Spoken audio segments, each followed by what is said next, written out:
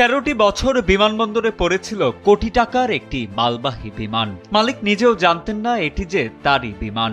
অতঃপর বিমানবন্দর কর্তৃপক্ষের পাঠানো 1 কোটি টাকার জরিমানার নোটিশ দেখে শেষমেশ ঘুম ভাঙে মালিক পক্ষের। স্মৃতিভবন থেকে টনক নাড়ার এই ঘটনাটি ঘটে ভারতীয় পরিবহন সংস্থা এয়ার ইন্ডিয়ার সঙ্গে। মূলত 2012 সালে অকেজো ঘোষণার পর থেকেই কলকাতা বিমানবন্দরের এক কোণে ধুলো জমছিল বোয়িং 737-200 মডেলের এই কার্গো বিমানটির গায়ে। এক যুগেরও দীর্ঘ সময়ে কর্মকর্তাদের রদবদল আর নথিপত্রের অগোচরে বিমানটির কথা পুরোপুরি ভুলেই যায় কর্তৃপক্ষ।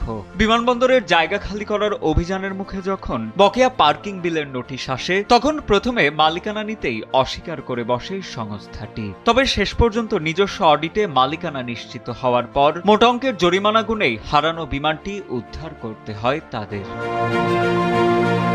সম্প্রতি কর্মীদের উদ্দেশ্যে পাঠানো এক মেইলে বিস্ময়কর এই ঘটনার কথা স্বীকার করেন এয়ার ইন্ডিয়ার সিইও ক্যাম্পবেল উইলসন। তিনি জানান, বহু বছর আগে ভারতীয় ডাক বিভাগের কাজে ব্যবহারের পর বিমানটি সবার স্মৃতি থেকে মুছেই গিয়েছিল।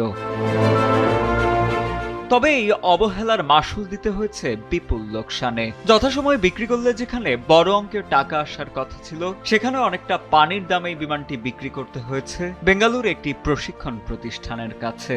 43 বছরের পুরনো এই উড়োজাহাজটি কয়েকদিনের মধ্যেই সড়কপথে কলকাতা ত্যাগ করবে। আকাশ ছোঁয়ার স্বপ্ন শেষ করে এটি এখন ব্যবহৃত হবে টেকনিশিয়ানদের প্রশিক্ষণের যন্ত্র হিসেবে। সাজিদ আনিল, ডেস্ক রিপোর্ট, সময়ের আলো।